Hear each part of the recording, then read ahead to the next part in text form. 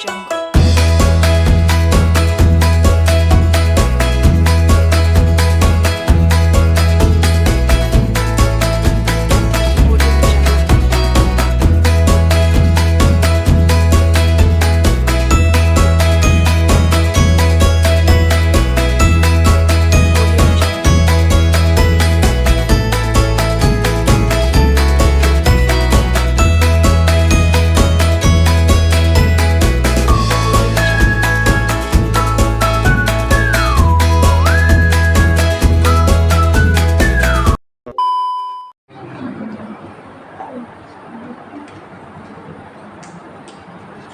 Oke, assalamualaikum warahmatullahi wabarakatuh.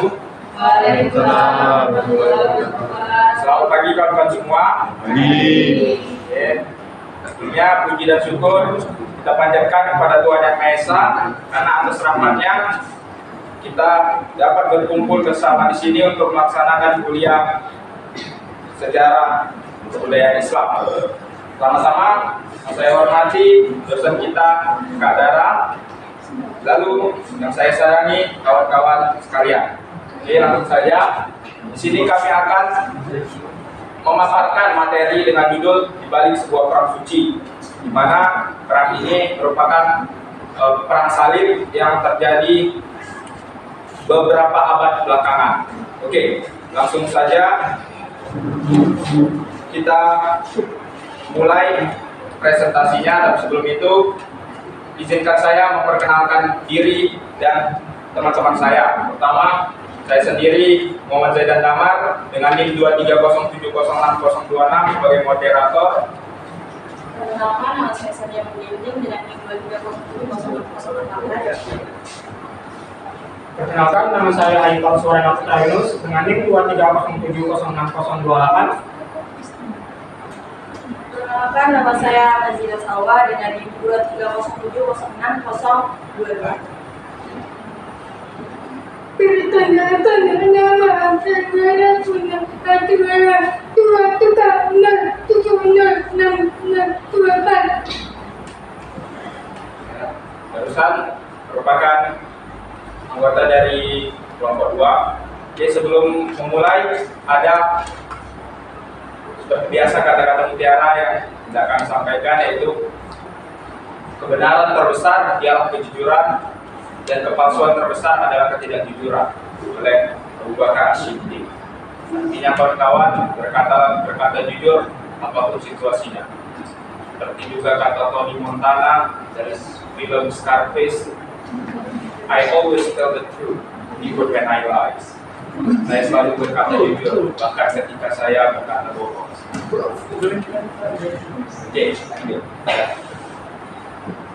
Oke, berikut topik yang akan kami sampaikan yang pertama latar belakang, proses, kemudian dampak dari perang salib. Nah, untuk materi yang pertama, langsung saja saya sampaikan di mana awal mula terjadinya sebuah konflik, latar belakang terjadinya perang salib ini. Jadi setiap peristiwa apapun itu kejadian, peristiwa sejarah yang menyangkut manusia, tempat dan waktu, tentu saja ada sesuatu yang latar belakanginya. Untuk perang salib ini terbagi atas empat latar belakang, diantaranya latar belakang agama, latar belakang politik, sosial dan ekonomi. Yang pertama latar belakang agama. Seperti kita tahu di masa itu Bani Seljuk dari Turki menguasai Yerusalem, di mana kekuasaan tirani melarang masyarakat Kristen untuk berziarah di Yerusalem, membuat masyarakat Kristen dan pembesar Kristen lainnya merasa tersinggung atas kebijakan tersebut. Kemudian ada politisasi di sini juga, di mana kekuatan gereja mendominasi Eropa pada masa itu. Mereka mempunyai misi, mereka sebut misi suci untuk mendapatkan kemenangan atas Eropa. Kemudian fanatisme Kristiani terhadap agama juga menjadi faktor penyebab perang ini terjadi, di mana mereka menganggap agama Kristen ini merupakan agama satu-satunya yang berhak menduduki kawasan Eropa. Seperti itu. Juga yang terakhir, adanya kedengkian dari masyarakat Eropa yang mayoritas beragama Kristen terhadap kemajuan peradaban yang pesat, kemajuan peradaban Islam yang pesat terjadi di timur pada saat itu.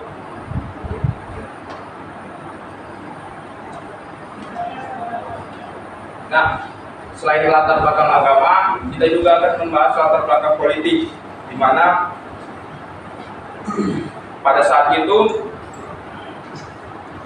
kekuasaan Roma Timur atau kita kenal sebagai Bizantium mulai mengalami kemunduran atas akibat dari kemajuan Islam yang berkembang pesat dari timur. Nah, Kekaisaran Bizantium pada saat itu memohon bantuan militer dari Paus Urbanus II yang menghasilkan sebuah integrasi antara Kristen Ortodoks yang pada saat itu Bizantium, Romawi Timur, dan Kristen Katolik, ya, Kristen Katolik yang berpusat di Roma bersatu untuk bersama-sama mendorong mundur perkembangan Islam yang sangat besar pada saat itu. Nah, kemudian kekuasaan Kesultanan Al-Hakim dari dinasti Fatimiyah juga menjadi salah satu pendorong motivasi masyarakat Kristiani dalam memerangi Islam, di mana Sultan Al-Hakim berkuasa dengan sangat istilahnya represif. Mereka bergaya tirani, mereka menindas tiap agama yang tidak ingin memeluk Muslim, sehingga menimbulkan kemarahan di antara rakyat Kristen itu sendiri. Kemudian lanjut. Latar belakang sosial di sini tentu saja yang tidak pernah berubah, yaitu ketimpangan sosial, stratifikasi sosial terjadi di antara masyarakat Eropa, di mana masyarakat Eropa terbagi atas 3 kelompok, yaitu kaum gereja, kaum bangsawan, dan rakyat jelata. Rakyat jelata ini merupakan mayoritas di Eropa, sehingga mereka sangat menginginkan kebebasan dan perubahan dalam kehidupan mereka. Tentu saja perang salib dianggap sebagai sebuah jalan untuk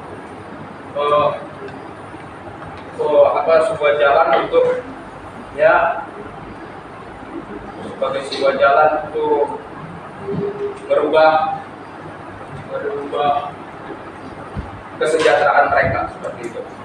Oke, lanjut.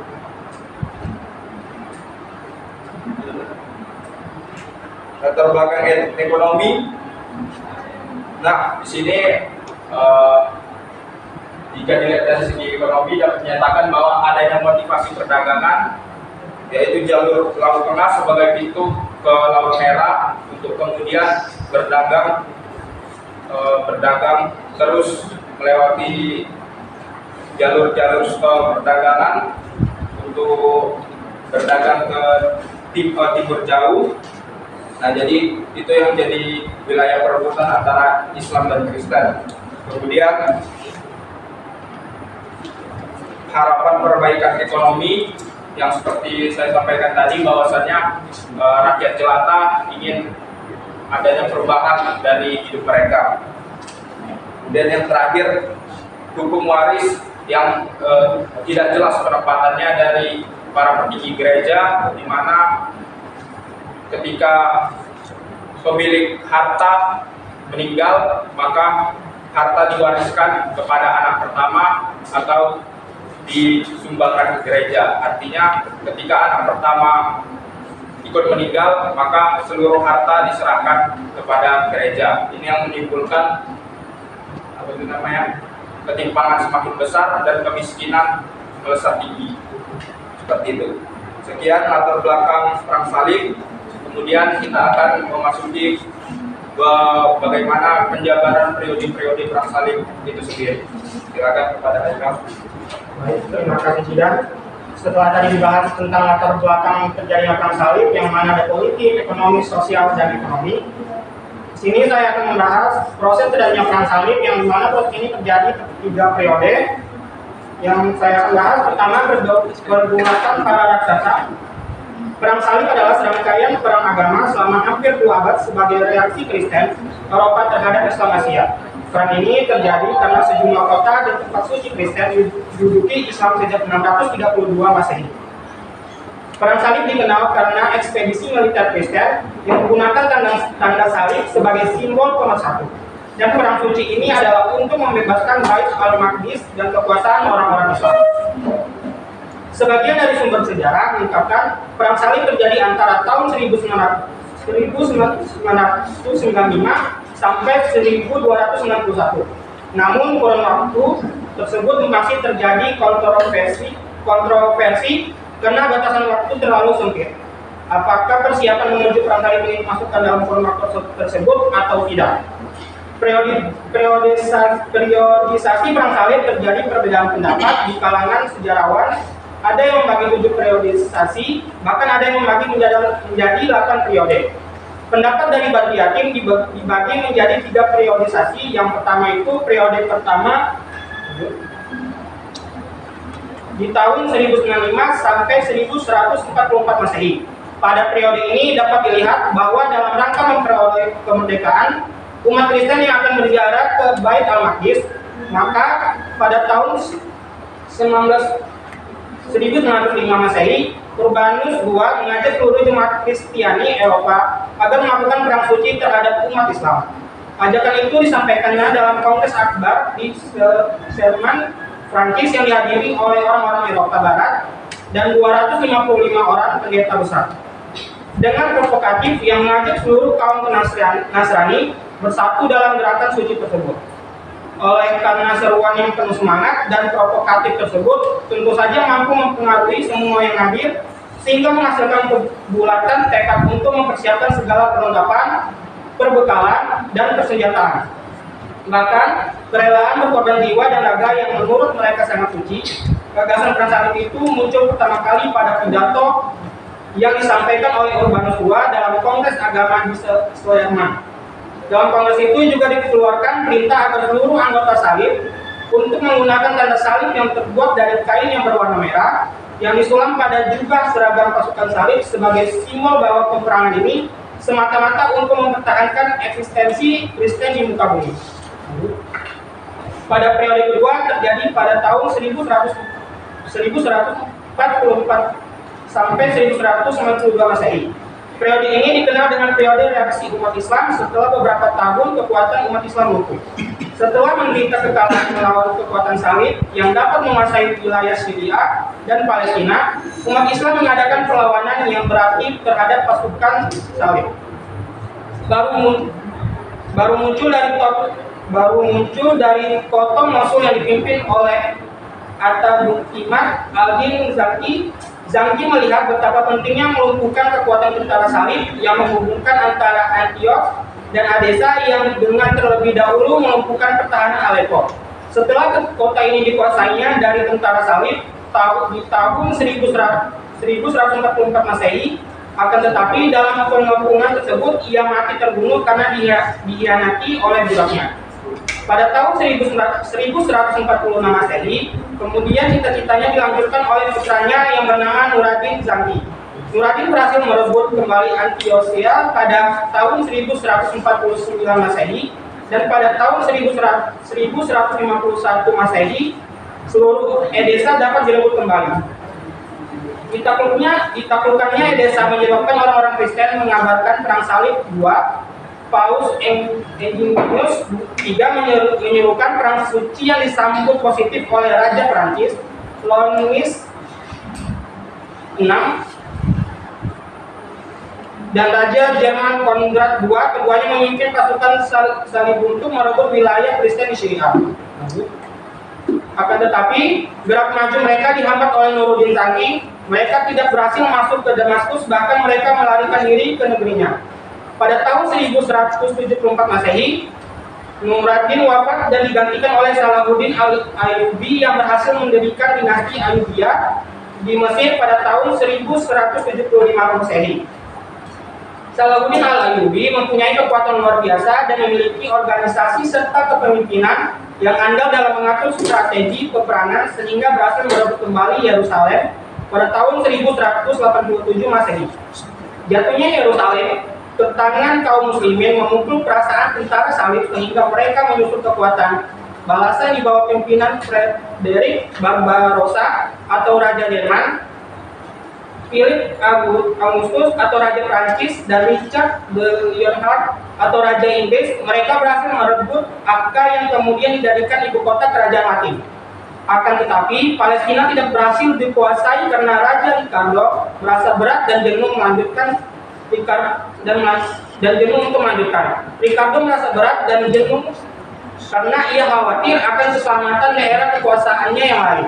Sehingga ia mengirim surat yang akhirnya disepakati perjanjian yang disebut dengan Sulh al-Ramlah pada tanggal 2 Juli 1192 Masehi.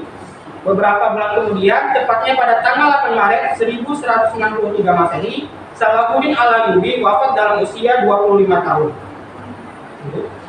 Pada periode ketiga atau pada periode terakhir yang terjadi pada tahun 1162 hingga 1291 Masehi, pada periode ini tentara salib lebih mengarahkannya perhatiannya ke negara Mesir. Hal ini didasarkan pertimbangan bahwa jika Mesir dikuasai, maka mereka akan memperoleh keuntungan dalam perdagangan, karena di sana sangat strategis dan dimungkinkan bisa leluasa untuk memasuki Laut Merah dan mengembangkan perdagangan ke India dan Kepulauan India sebelah timur, sehingga mereka akan mengalami kemapanan ekonomi. Pada tahun 1219 Masehi, mereka berhasil menduduki India sebagai pintu gerbang strategis untuk memasuki Rusia.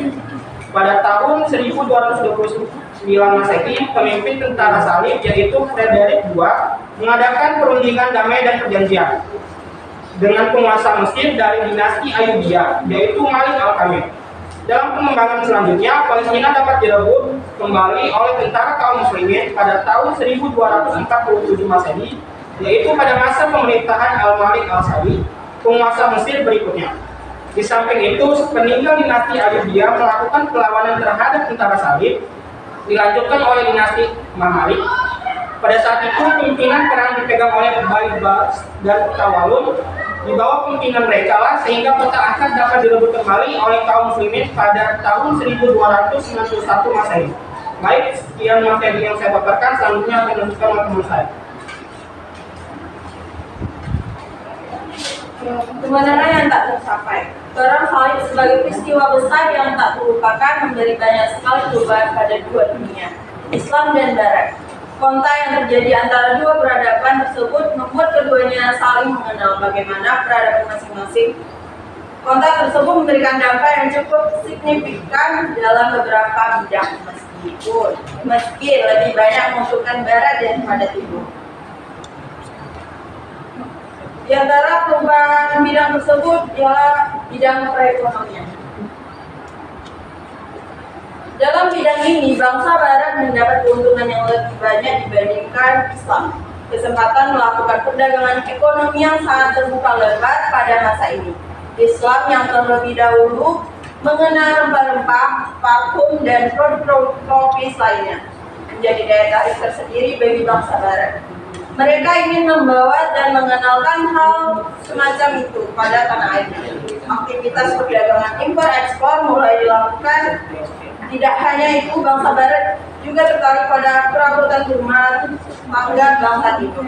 Saat pulangnya para tentara salib membawa permadani, karpet, dan berbagai jenis kain yang mahal seperti sutra dan satin, Hal tersebut tentu meningkatkan nilai penjualan bagi masyarakat ini. Di bidang seni dan arsitektur, perang salib juga memberi dampak pada perkembangan seni dan arsitektur di beberapa tempat. Banyak bangunan-bangunan di Mesir, Palestina, dan lainnya sebagainya mengadopsi arsitektur barat yang indah. Banyak pula bentuk-bentuk arsitektur tersebut yang diaplikasikan pada pembangunan masjid, madrasah, dan rumah sakit. Salah satu contohnya adalah pintu yang diambil dari gereja di Akka yang dipasang di Masjid Al-Nasir. Bidang ilmu pengetahuan.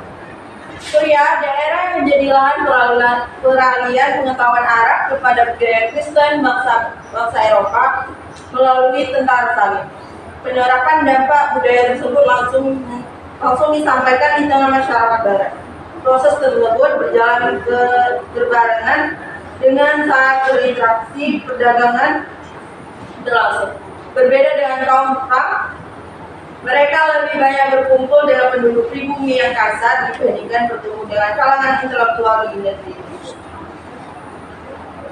Selanjutnya akan disampaikan oleh Baik, saya akan lanjut ke pemaparan masalah kali ini. Pada bidang ilmu pengetahuan, beberapa bukti adanya interaksi dalam bidang pengetahuan oleh dua peradaban ini adalah: yang pertama, kunjungan Antioquia dan Tarsus pada awal abad ke-12 oleh cendekiawan adalah dari Iran. Ia juga mempunyai karya-karya yang merupakan terjemahan dari buku bahasa Arab. Yang kedua, kunjungan Leonardo da Vinci oleh seorang ahli aljabar yang mengunjungi Mesir dan Suriah. Dia berhubungan baik dengan Frederick II. Frederick sendiri termasuk seseorang yang mempunyai perhatian besar pada pengetahuan dan mempunyai ambisi untuk Islam dan Kristen. Ia bahkan memfasilitasi kegiatan penerjemahan karya-karya berbahasa Arab. Yang ketiga, perkenalan kembali ide tentang pemandian umum di Eropa sebagai institusi yang dulu pernah dilindungi Kekaisaran Romawi, namun diabaikan oleh Kristennya Al-Majusi di Antioquia oleh Stephen pada tahun 1127 Masehi. Pada bidang militer, kedua belah pihak mendapat keuntungan yang cukup adil. Interaksi keduanya menghasilkan perkembangan yang dapat dirumuskan sebagai berikut. Yang pertama, pemanusiaan tradisi militer tentara salib oleh bangsa Islam seperti penggunaan katapult, pemakaian baju merah yang tebal, lalu golongan kesatria dan kuda. Penggunaan bantalan kapal di bawah baju perang. Yang kedua, pengadopsian tradisi militer Arab oleh kaum Quraisy seperti penggunaan sangkakala, tambur, dan genderang perang sebagai salah satu perangkat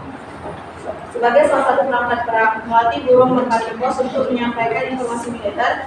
Lalu yang ketiga, pengembangan berbagai taktik perang seperti taktik pengapungan dan pemasangan radio hingga penggunaan bahan-bahan peledak. Pada bidang bahasa dan sastra, yang pertama pengetahuan barat tentang legenda Grail yang suci yang berasal dari Suriah. Yang kedua, pengetahuan barat tentang kisah-kisah dalam kisah Kalwadina. Yang ketiga, pengetahuan barat tentang kisah 1001 malam yang kemudian dicuplik oleh Geoffrey Chaucer dalam karyanya yang berjudul Spirits Tale. Selanjutnya, pencampuran ras. Ini merupakan salah satu dampak yang tidak dapat dihindarkan dari perang salib. Entah dikatakan pendidikan atau juga pendidikan, yang jelas pencampuran ras ini menjadikan daerah-daerah yang didiami bangsa lain akrab dengan pemandangan anak kecil yang memiliki ciri-ciri fisik seperti bangsa lain. Terima kasih. Selanjutnya saya akan berikan kepada kakak saya.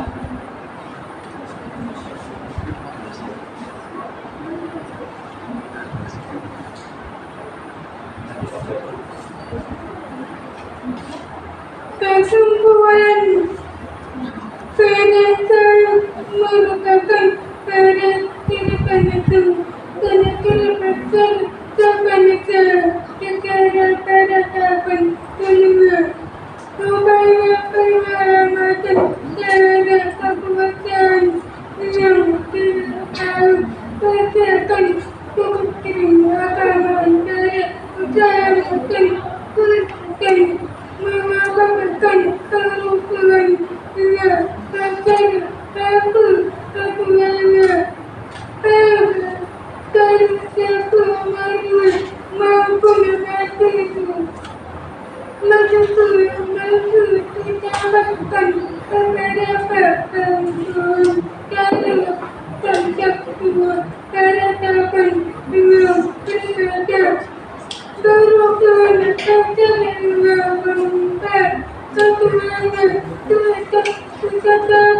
membicarakan terdapat beberapa persoalan dari waktu satu serangkaian ada mengatakan tentang tujuh ketentuan periode kepala peraturan perangkat dalam beberapa periode sudah cukup menguatkan karena memang sudah ada padat yang saling antara perang satu dan perang kedua.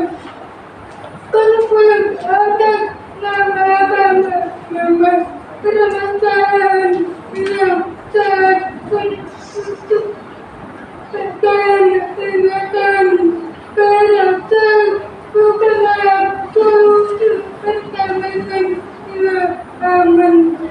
Kepala negara telah pada perasaan satu anggota pendidikan dan pengenalan tidak tentang apa bahkan pusat tata perangkat tidak sampai mencari penyelesaian antara kesalahan tentu perilaku turut berlaku. Oke, sudah saatnya untuk mengakhiri perjumpaan kita, dan sebelum itu izinkan saya untuk membacakan kembali kesimpulan yang sebelumnya telah dibacakan oleh Syarif. Nah, seperti yang kita ketahui, tidak ada agama yang buruk di dunia ini. Semua agama merupakan agama yang suci. Apa yang kita baca barusan, apa yang kami jelaskan barusan merupakan pembelajaran bagi kita semua bahwasanya kita tidak sepantasnya mengulangi apa yang leluhur kita alami di masa lalu. Untuk saat ini sebaiknya apapun agama kita, apapun ras kita, hendaknya kita bersatu untuk membuat dunia menjadi tempat yang lebih baik lagi. Untuk materi yang terakhir, kenapa kami tulis kemenangan yang tak tercapai, di situ ada maksud terselubung di mana kemenangan taktis didapatkan oleh Islam, di mana mereka beberapa kali dalam perang salib mampu menangkan sebuah pertempuran, tapi kemenangan strategis didapatkan Kristen, di mana perang salib sebagai titik balik kemajuan agama Kristen. Seperti kita tahu, sampai sekarang Eropa dan Kristen mengalami kemajuan pesat dalam berbagai bidang seperti itu. Oke, sekian dari kami. Sebelum itu ada kata mutiara dari John Lennon, hitunglah umurmu dengan teman bukan tahun, hitunglah hidupmu dengan senyum bukan air mata. Jadi kawan-kawan, apapun yang terjadi, berbahagialah bersama teman-teman kalian. Oke, mari kita masuki sesi tanya jawab kepada teman-teman yang ingin mengkritik, memberikan.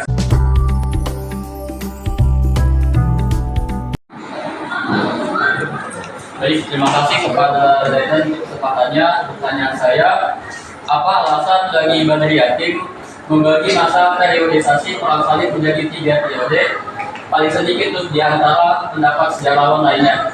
Dan apa dampak terbesar bagi jalur perdagangan dunia dikala perang salib terjadi? Adakah respon-respon dari dinasti atau kerajaan luar terhadap perang ini? Terima kasih.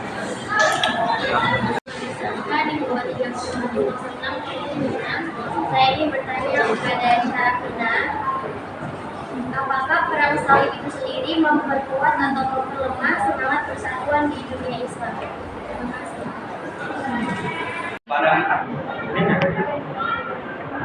Perkenalkan, nama saya Syarafina dengan NIM 33756. Saya ingin bertanya, pada masa kepemimpinan Raja Baturi IV pada ke-12, wilayah Yerusalem berhasil ditaklukkan Salahuddin Al-Ayyubi. Apa faktor terbesar yang melatar belakangi runtuhnya Yerusalem pada masa ini? Pertanyaan. Terima kasih tanggapannya dari Saudara Iqbal. Mainan dengan NIM 23070670. Pertanyaan untuk Haikal. Salahuddin Al-Ayyubi mempunyai kekuatan luar biasa dan memiliki organisasi tetap pemimpinan yang handal dalam mengatur strategi peperangan hingga berhasil merebut kembali Yerusalem pada tahun 1189. Pertanyaannya, coba jelaskan apa saja strategi yang digunakan Salahuddin Al-Ayyubi dalam peperangan merebut kembali Yerusalem pada tahun tersebut.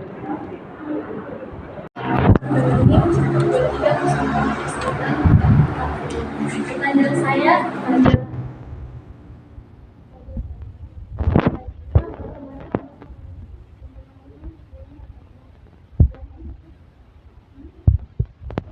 Kami lanjut setelah penjelasan dari kelompok 3.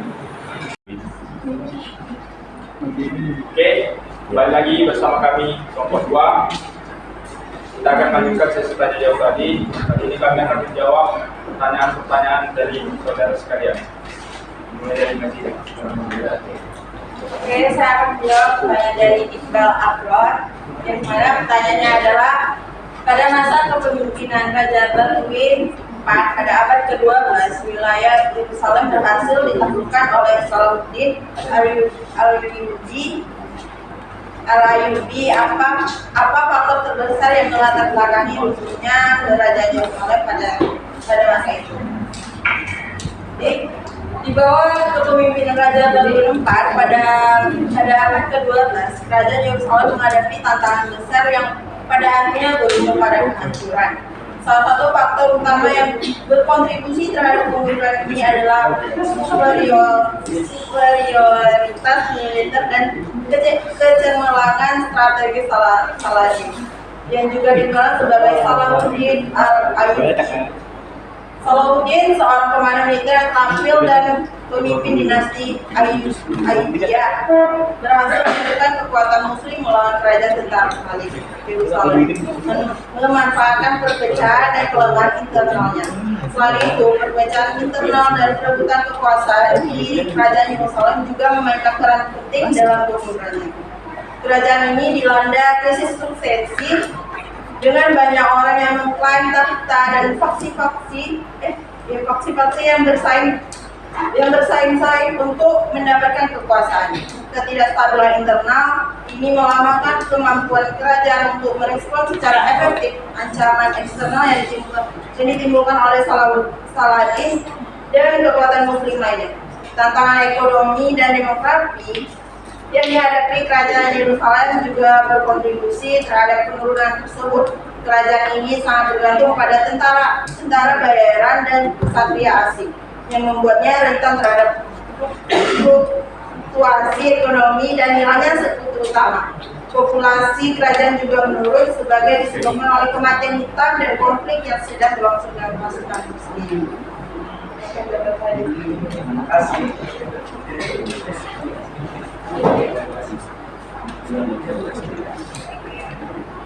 Baik, di sini saya akan menjawab pertanyaan dari Hana. Yang pertanyaannya itu, jelaskan apa saja strategi yang digunakan Salahuddin Al-Ayyubi dalam peperangan merebut Yerusalem pada tahun 1187 Masehi. Strategi Salahuddin Al-Ayyubi dalam merebut Yerusalem yang pertama itu ekspansi wilayah. Ekspansi wilayah merupakan strategi yang digunakan Salahuddin Al-Ayyubi dalam menyatukan kembali umat Islam agar mampu memperkuat kekuatan untuk melawan pasukan Salib yang telah menguasai Yerusalem selama hampir 2 abad lamanya. Yang kedua itu pembebasan Yerusalem dengan sikap toleransi. Salahuddin Al-Ayyubi telah menyelesaikan perang penentuan di Hakim. Maka setelah itu ia berhendak untuk membebaskan Baitul Al-Maqdis dari tangan penjajah. Oleh karena itu adalah cita-cita terbesar dari kaum muslimin. Mulailah ia menyiapkan pasukan yang terbesar lalu bergerak ke Akka akhirnya jatuh ke tangan Salahuddin Al-Ayyubi tanpa melalui peperangan. Penduduk kota juga melakukan perdamaian dan dengan Salahuddin Al-Ayyubi dan berbayat kepadanya dengan sukarela. Yang ketiga itu pertahanan pasukan Salahuddin Al-Ayyubi. Pertumpahan darah adalah peperangan disukai maupun tidak telah menjadi sejarah dalam sejarah manusia dan sejarah umat Islam. Bermacam-macam legitimasi disusun untuk memperkuat pertahanan baik menyerang atau bertahan dari musuh. Perang salib yang merupakan perang mengatasnamakan agama baik dari kalangan Islam ataupun kalangan umat Kristen, membuatnya membutuhkan landasan teologis sebagai pembenaran atas setiap pertumpahan darah yang terjadi. Itu sebabnya perang salib sering dinamai sebagai perang suci.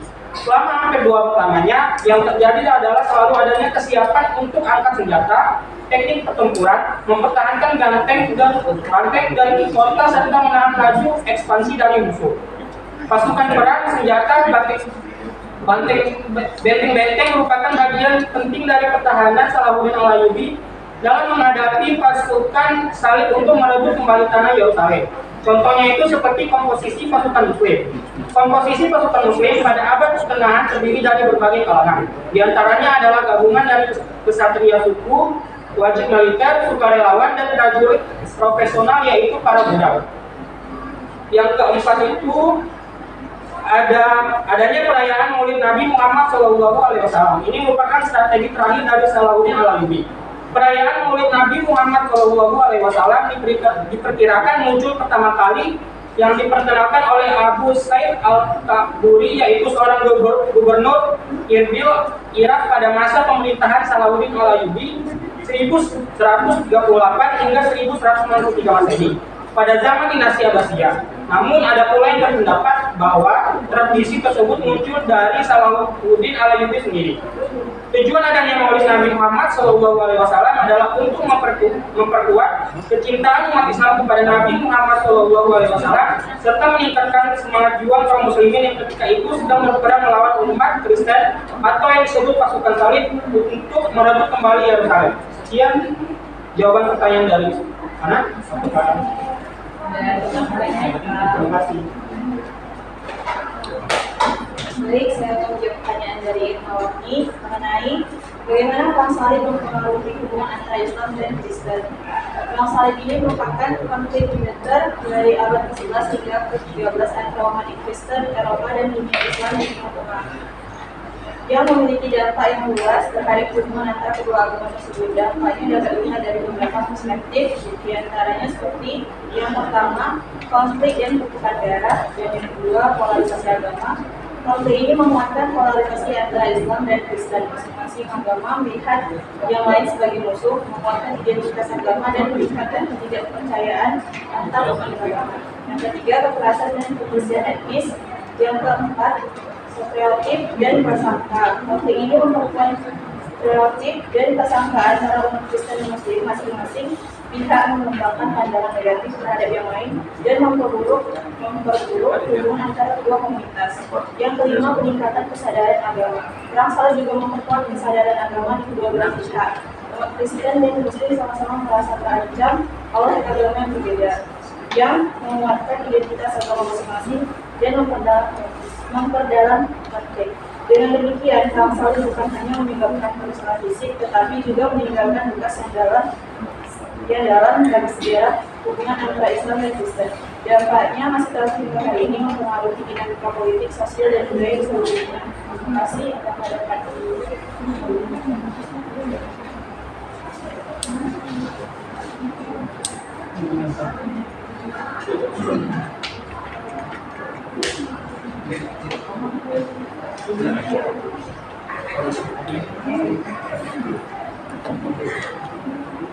Baik, di sini saya akan mewakilkan Syarafina untuk menjawab pertanyaan dari Bunga Dwi Sartika. Pertanyaan itu, apakah perang salib memperkuat atau memperlemah semangat persatuan di dunia Islam?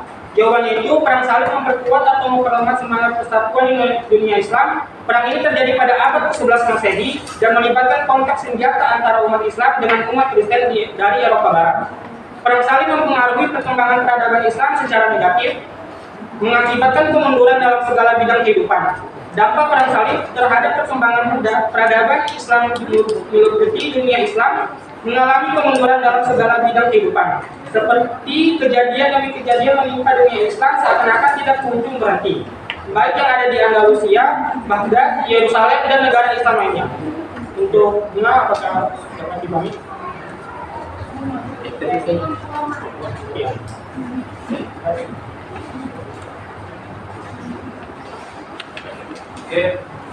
selanjutnya pertanyaan terakhir yang akan saya jawab, pertanyaan dari Riyad.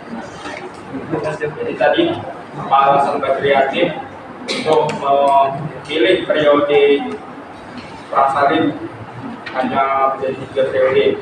Nah, sebelum itu kita lihat dari buku yang ditulis Badri Hatim. Di sini judulnya Sejarah Peradaban Islam. Buku ini menggunakan metode penulisan diakronik, di mana mereka memanjang dalam waktu mulai dari kelahiran Islam hingga perkembangan Islam pada saat ini, sehingga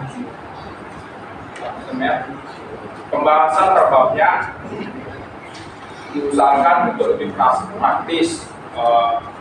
Jadi seperti perang salib ini periodenya dipersempit menjadi 3 periode agar pembahasannya lebih padat dan mudah dimengerti, seperti itu. Pertanyaan kedua, bagaimana jalur perdagangan setelah perang salib itu? Nah, setelah perang salib, mata pandangan orang Eropa terhadap Asia Timur itu sebagai sebuah